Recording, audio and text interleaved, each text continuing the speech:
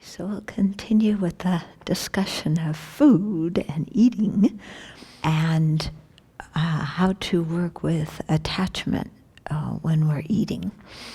Yeah. So one way they recommend, which works extremely well, is, because we eat the food and we chew it. When it's on the plate, it looks so delicious and we have so much attachment. Then we chew it. If we spit out what we chewed, the food we chewed, would we eat that? It looks kind of disgusting, doesn't it? But it's interesting, because 1 minute it's beautiful on the plate. And then 30 seconds later in our mouth, if we spit it out, it would look disgusting. We wouldn't eat it. And if we think about what it looks like going down our digestive system and what it looks like when it comes out the other end, then certainly we wouldn't have very much attachment for it, would we? Okay, so if we're having a lot of attachment for food, it's very good to remember that the food is not inherently existent food. First of all, its causes, it came from the dirt. We certainly wouldn't go outside and go in the garden and eat some dirt. Yeah, and yet that's where the vegetables came from, and the fruit came from. Yeah, and then, of course, after we eat it, it doesn't look very beautiful.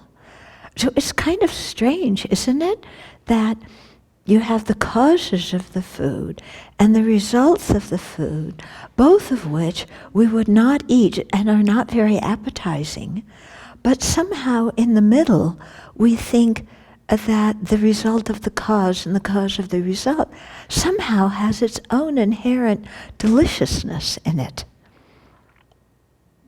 Isn't that peculiar? Yeah?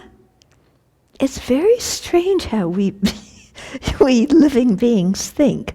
It really doesn't make much sense when you think about it. Okay, so that's a very good way to, reduce our attachment to food.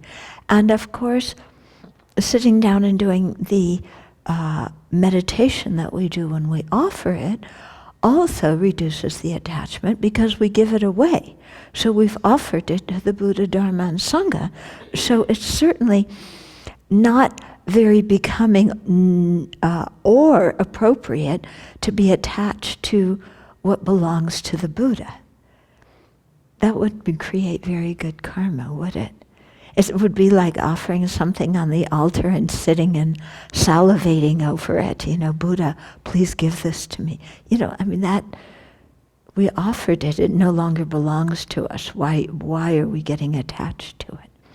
Okay, so that's another antidote that's helpful, to reduce the attachment to food. And like I said before, attachment to food, sometimes, when you're new to the Dharma, it seems like, oh, that's your worst attachment. What they say is attachment to food is nothing, compared to attachment to sex, attachment to reputation, attachment to love and praise and approval. Yeah. Once I was in one of our Western Buddhist monastic gatherings. So we were talking about, training our mind and how we train our mind and the difficulties. And there was one Theravada monk who was explaining how he was living in Thailand and, the people offer, these beautiful meals to the monks in Thailand. And he just loved mangoes.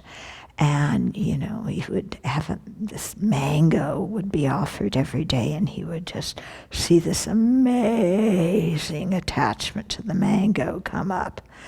Okay, and he talked about how much he had to work with his mind to deal with the attachment to the mango and calm his mind and, and so on and so on.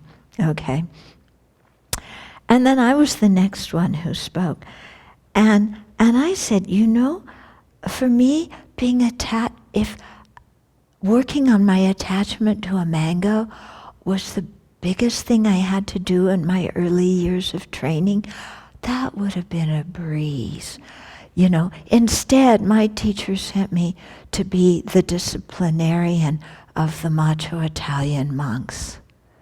And then I talked about my experience working with them. And, and it is very clear. I mean, attachment to food would be nothing than working with attachment to, you want praise and approval, not blame for things you didn't do. And not people writing your teacher and telling them that you're the worst thing that ever happened to the Dharma Center simply because you wanted people to go to puja instead of work. Okay, so anyway, what I'm saying is don't get too wigged out about your attachment to food and go in crisis about it and say, I'm so attached to food. Work with the attachment and the anger that causes the most difficulties in your life. And also gently work on your attachment to food. Okay? And I say this because I've seen too many people just go into some kind of thing of I can't eat because there's so much attachment, And that's just not very healthy at all. Okay?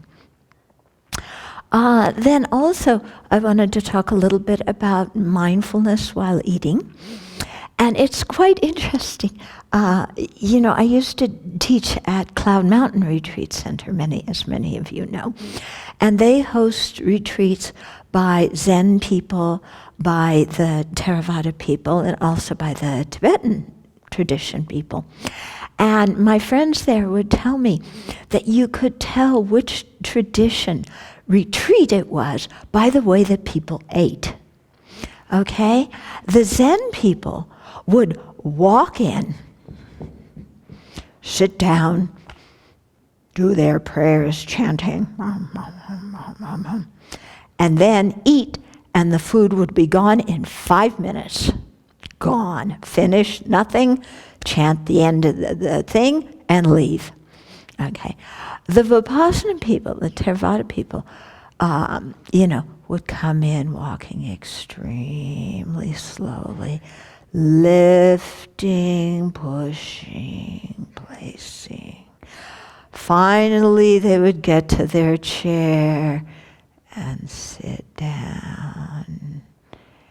Then they would pick the fork up extremely slowly with the food on it and put it in their mouth. And then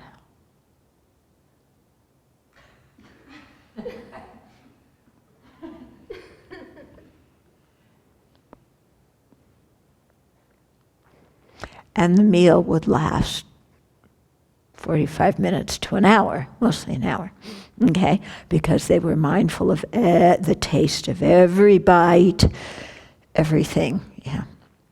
The Tibetans would walk in, normal pace, do their prayers, sit down, eat, finished, everything normal place, and leave. Okay? So, here you see within this how different traditions, have different practices to help us deal with the attachment. The Zen people eat very quickly because when you eat quickly, there's no time to be attached to it because everybody has to finish at the same time and you cannot be the last one. So you shovel it in. Okay? The Theravada people, you eat very slowly. I mean, this is the insight people. My Theravada monastic friends don't usually eat like this. But the insight people.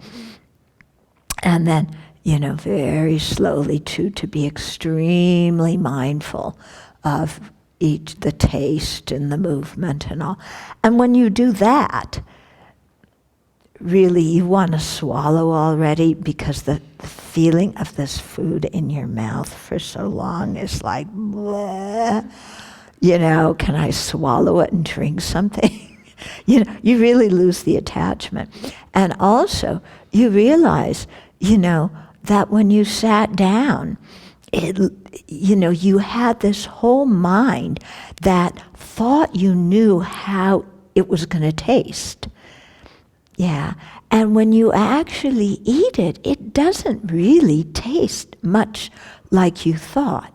Maybe the first bite does, but really as you chew it and you feel this goo in your mouth over time and the same taste, it's like, this isn't how I thought the chocolate cake was going to taste, or the spaghetti, whatever it was, okay? So it's quite interesting to see, these different ways of working with the mind when you eat. Okay, so personally speaking, I both of these ways work. Eating very quickly, eating very slowly. I think eating normally also works. Yeah. Personally speaking, I think our motivation for eating is really the key thing and much more important than necessarily being aware of the movement of the jaw with each, chew. We don't have a word for bite is when you put it in your mouth. Yeah, that word is enough to turn you off when you're masticating the food. Okay, each mastication. Yeah. Okay, but it's helpful to pay attention to this and to decrease the attachment, but to really come back to the visualization we're doing, offering the Buddha food and the Buddha sending out light throughout our body. That's another way to not have attachment to it because we're offering it. It doesn't belong to us, so you eat normal speed and like that. So there's many different ways to eat mindfully. Yeah, mindfully doesn't have to be slow. And I think mindful of our motivation when we eat is quite important. And especially the 5 contemplations really are talking about mindfulness when we're eating. Okay? So in the Chinese tradition, when they do the 5 contemplations, you don't just recite them at the beginning and then forget them, but while you're eating, you're actually mindful of those. You're mindful of the causes and conditions and the kindness of others by which we receive the food. We're mindful of the food as medicine.